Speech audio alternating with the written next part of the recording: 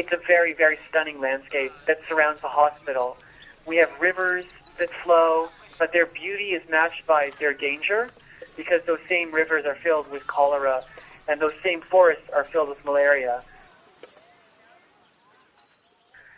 When you walk in the hospital, you hear the creaking of the hospital door open, and you squeeze in because there's so many patients and family members there. You somehow squeeze through the door. If you're going to maternity, you hear women in labor all the time. When you walk to the pediatric ward, you hear children laughing, crying, playing, mamas talking to their children. The population we work with is very vulnerable because of chronic conflict and displacement as well. We've seen an epidemic amount of cholera this year because the population lacks access to clean, potable water. Cholera is a very severe form of diarrhea in which a patient can lose 20, 30, or even more liters of fluid and die within a few hours.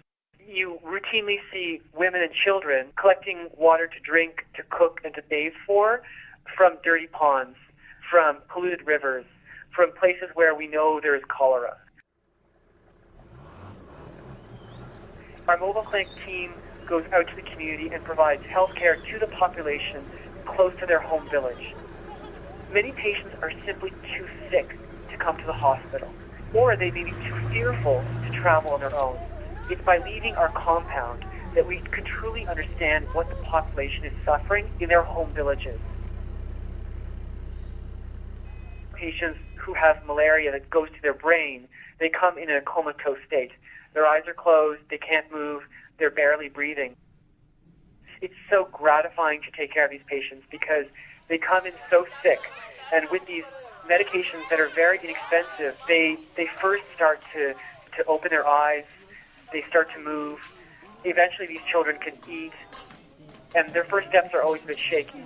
These children become real children again. They're curious, they maybe are mischievous and get into trouble. These are children who, in many other circumstances, would have died. We are surrounded by death, just as we are surrounded by life. We remember their names. We talk about the children we've lost. We try and focus on the positives as well. The vast majority of our interventions end up in success. When I see a man who was dying in front of our eyes follow the treatment and get out of his hospital bed and put on real clothes and walk out of a hospital, this for me is the greatest source of inspiration.